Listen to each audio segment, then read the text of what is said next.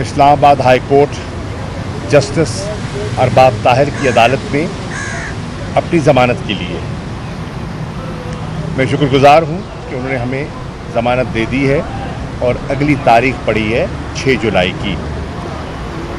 ये वो केस है जिसमें जनाब एडिशनल सेशन जज सिप्रा साहब ने पूरे दलाइल सुनने के बाद हमारी पिटिशन डिस्मिस कर दी और हमारी ज़मानत मनसूख कर दी गई थी।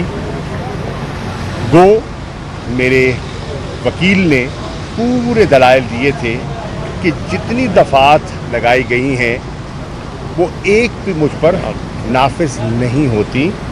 मैं 9 मई को फ़िज़िकली इस्लामाबाद में मौजूद ही नहीं था, मैं कराची में था, तो जितनी दफ़ात थी वो मुझ पर लागू नहीं होती।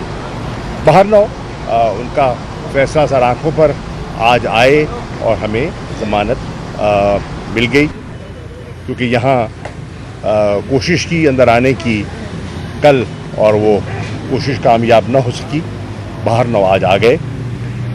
मैं एक चीज़ वाज़ेह करना चाहूँगा कि मेरा 40 साला सियासी रिकॉर्ड है जिसमें कहीं नुक्से अमन और कहीं कानून को हाथ में लेने का आपको कहीं शवाहिद नहीं मिलेंगे। मेरी गुजारिश होगी अपने मीडिया के चंद भाइयों से मोहतरम है कि जब आप रिपोर्ट करें तो हक़ाइक़ को सामने रखते हुए कीजिए। कहा गया कि मैंने और असद उमर ने हमने अदालत से फ़रार हासिल किया। हरगिज़ नहीं। फ़ैसला सुनाया गया, हम चलकर अपनी गाड़ी की तरफ गए।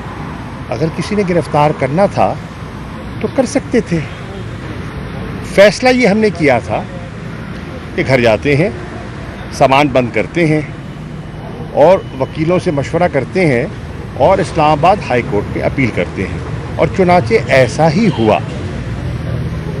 मैं कभी फ्यूजिटिव ना रहा हूँ, ना होने का इरादा है। जब अदालतें बुलाएंगी पेश हो जाएंगे, अपनी सफाई पेश करेंगे, और क्यों ना करें। दामन साफ है, हाथ साफ हैं। 9 मई के किसी इंसिडेंट में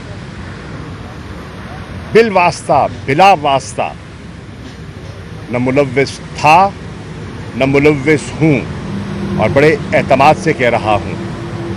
और मैं समझता हूँ कि न सिर्फ मैं, मुझ जैसे हज़ारों कारकुनान ऐसे हैं जो इसमें डायरेक्टली इन्वॉल्व नहीं हैं।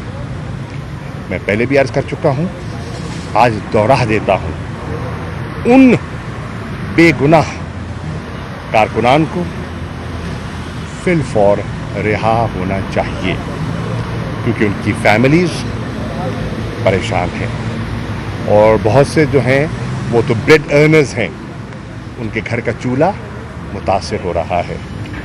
इंशाअल्लाह हम कानून के दायरे के अंदर रहते हुए अपनी आईनी, कानूनी और सियासी जद्दोजहद जारी रखेंगे। शुक्रिया।